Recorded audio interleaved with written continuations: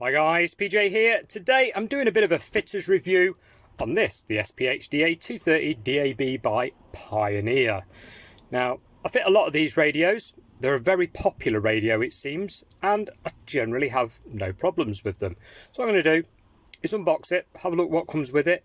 We're actually fitting this in a Volkswagen Transporter. So first things first, we'll just press eject. Make sure there's no disc in there, because that's very common. If you want to know how to fit this into your individual vehicle, I've pretty much got every major UK European spec car listed on my channel of how to fit radios, including how to put a double din in a Transporter.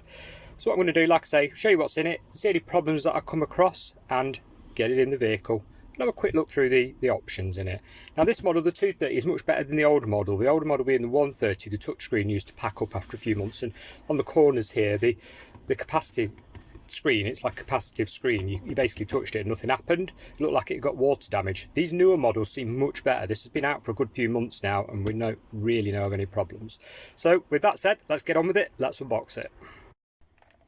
First thing to note is sadly the radio does not come with a DAB antenna, so we've got a glass mount one here that's going to go with this particular one. So no antenna in the box, guys. You are going to have to buy a separate antenna. Bit of a shame there, but well, one of them things, I suppose it keeps options open. We have a USB extension cable which plugs into the back of it, and then on this particular vehicle I'll take it to the glove box so it's nice and handy. Let's pop that to one side. You have your power cable there. Now, the owner of this vehicle has stipulated that they want the handbrake system bypassing. So in other words, you're only meant to use these when the handbrake is on. Now, it is illegal to use the touchscreen for media purposes while the vehicle is in motion.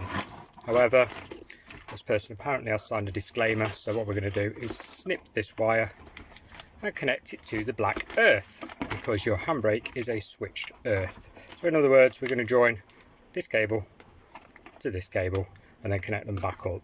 Nice and simple job. Bypasses the handbrake completely, but is illegal, so bear that one in mind. Okay, so microphone, we've got one of those. It's on a little clip. Also comes out of this clip, so in other words, it's got like a flat base as well. It slides in. There's a sticky pad. You can stick this somewhere on your dashboard or up on near the headlining. This particular vehicle, I put it up on the headlining where on a car the rear view mirror would go. If you have a convertible vehicle, think about sticking it sort of just behind the steering wheel, because obviously when you put your roof down, no one's going to hear absolutely anything if you put it up high up. Okay, we have a disc which is basically like the new instruction manual, or it is if I turn it around and get it the right way around. There we go. So even these, to be honest, they're outdated now. Not many PCs have, you know, DVD drives in them, but still, there we are. We have release keys and mounting screws. So if you're putting it in a normally a Japanese type vehicle, you'd use the mounting screws instead of the cage that comes with it. And we also have quick guides. Like I say, the manual is on disc, so these are really quick guides. Well, good old instruction manuals are now the way of the dodo. Many brands. It's well packaged, as you can see, so we shouldn't have any problems with damage to the unit. And this isn't reboxed. A lot of brand new items, or so-called brand new items, have got double seals on them where they've been back to the factory and resealed. Pioneer don't seem to do that. This is brand spanking new, so let's get the unit out and have a look at that. The unit had cellophane over it, so it was well covered. As you can see, there's a protective strip across the buttons there, so very good. Comes with the mounting cage already on, so we're going to pop that off. You just basically put the release keys down the edge and it springs these out, slide the cage off. It's very good connection wise. I mean, there is a full guide with this, but check that out, guys. We have got a lot of connections on the back there, so it's very versatile. Can run reversing cameras, can run subwoofers, can run component speakers. You know, you got an awful lot there. Look, I'm sure you can read all those there if I zoom in. Runs steering wheel controls if you get the interface. If your car's got steering wheel controls, you can get an interface to make that work. That is vehicle specific though, so make sure you get the right one. Likewise, on most vehicles, you're going to need something like this. This is a fascia plate to make it fit into this particular vehicle. Obviously, whatever car this is going into, you'll need the specific one for your car.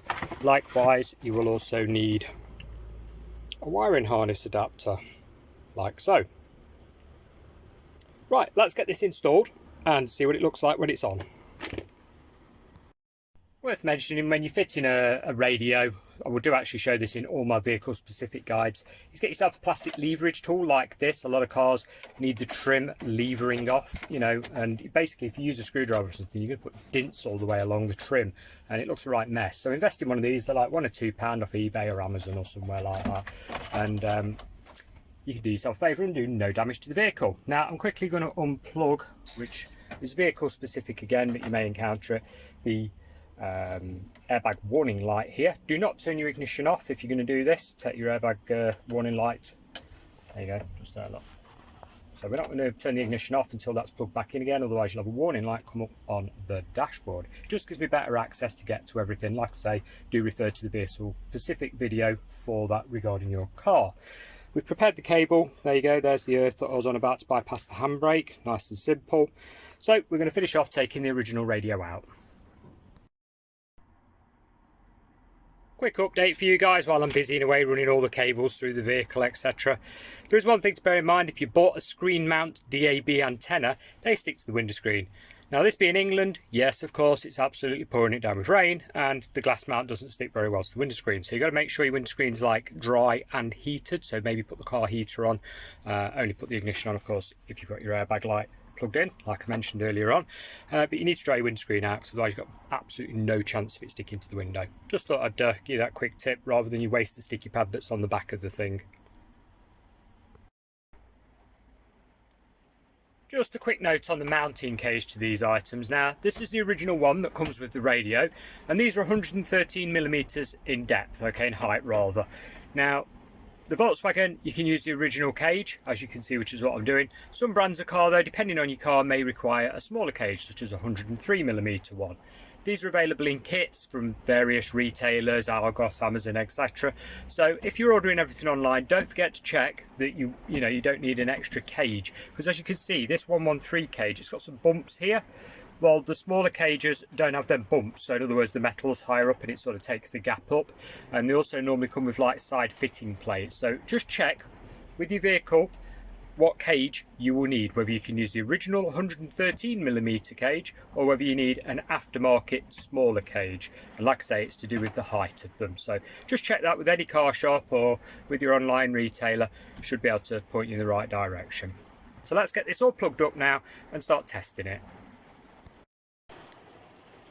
One thing I always do before switching the radio on is not click it all the way back. Okay, so as you can see, I've left a gap here, and it's just in case you've got to pull it forward to get to anything behind it before fitting it. As for the radio itself, I've had no problems at all with it. It's very high quality, as you can see, lovely finish. There's no sharp edges on the cage or anything like that. It fits very well, and we'll, like I say, power it up before shoving it back. Sorry about the background noise, but as I say, it's England, it's peeing it down. That's pretty standard for any of you guys that don't live in the UK. Okay, let's get on with this. Let's get this powered up, turn the ignition on, and like I say, cold start here, so it's never been switched on. Let's see what we're greeted with. Introductory screen, pick your language, pretty important. I must admit, once I accidentally hit the next one down, and yeah, that took me a while to get back and figure out. So we've got speaker mode here, we've got network mode or standard mode. Well, this is standard mode, it's actually only got 2 door speakers anyway, so we'll just leave that.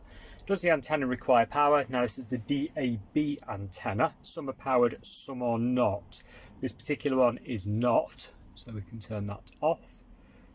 In other words, if your DAB antenna's got a little extra wire coming off besides the aerial cable, you're going to need to connect it to the blue wire at the back of this thing. Okay, so there we go, there's our options. Let's just turn the volume down, otherwise I'll get done for copyright with YouTube. Okay, I think we've got to go into a device.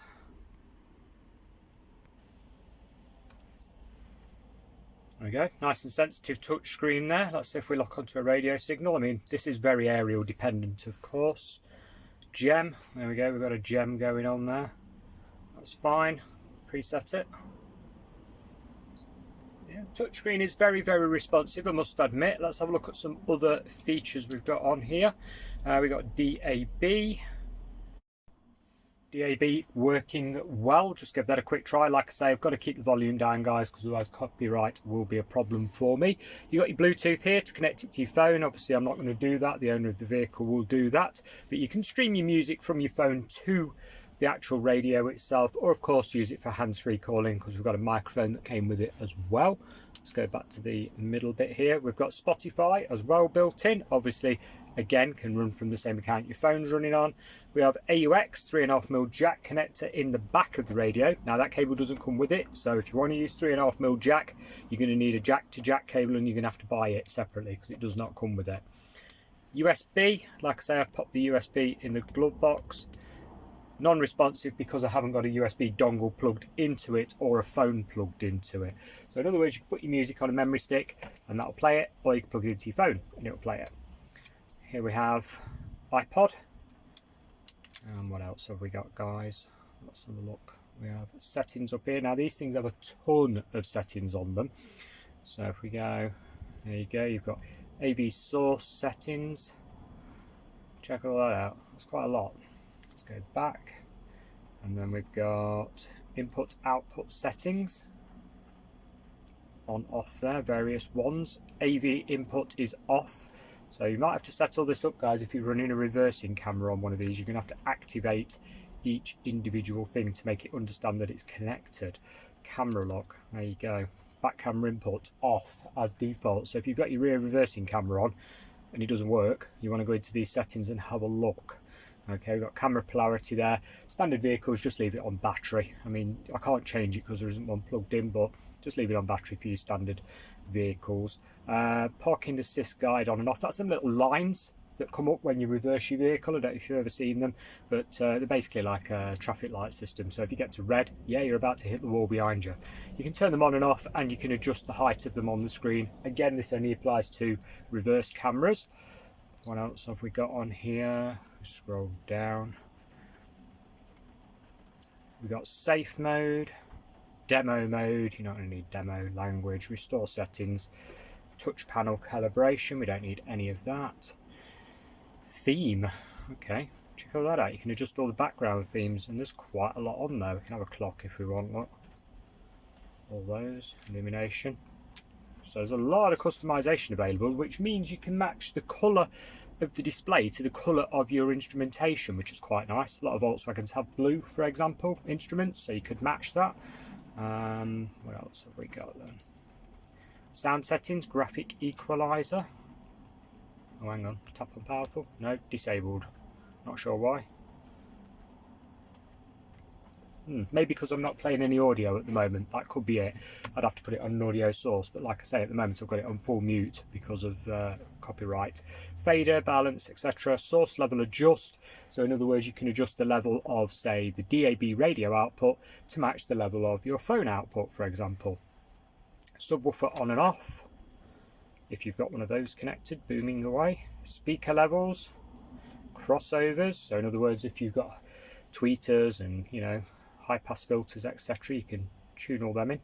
Of course, if you don't understand what that is, then it's not really a problem, because not many people bother with that type of thing anymore. Well, in my experience anyway. Subwoofer settings, listening position, timer-line, auto EQ, save settings, load settings, bass boost, rear speaker output on and off, loudness on and off. We have a lot of customization here, guys. It would actually take you like half an hour just to go through and set your radio up when you finally got it installed. Video signal settings. Another one there for you to look through. Look, camera again. So there's quite a few settings here if you're running cameras. And of course we've got Bluetooth here, connection, auto connect, pin code, etc. So let's go back to the start. You've got your volume here, like I was saying, and all your basic features are here. That's a back button, for example. Telephone calling, pick up, put down. Nice and straightforward to use. Love the fact it's got themes, very feature rich. Like I say, these are a good few months old now, and I haven't encountered any problems with the touchscreen like on the older model. So these should be good, guys. You should be safe to buy one of these, and as you can see, it's very fully fledged. So work on Android, work on iPhone, You can update the firmware on the unit. Now the way you do that is go to Pioneer's website, download the updated firmware onto a memory stick, and stick the memory stick into your USB connection that I've popped in the glove box on this particular one, and then you can update your firmware. Because obviously if you have an updated firmware for your iPhone or your Android, it's going to go out of sync with the radio unless you update the radio. In other words, it'll stop working. So bear that one in mind. Go on Pioneer's help website and you'll see what I mean about a new firmware. It's to update the radio to keep up with the updates that the telephones have. And that's it, guys. I reckon this is a really good radio. It's worth buying. They're on sale pretty much everywhere from what I noticed. I was having a quick look on Amazon. Prices seem pretty good on them. But yeah, definitely recommended as a touchscreen radio with all those many options on it. Yeah, that's a 9 out of 10 radio for me. I'd be very happy with that in any vehicle. Thanks a lot for watching. Hope this was useful. Goodbye for now.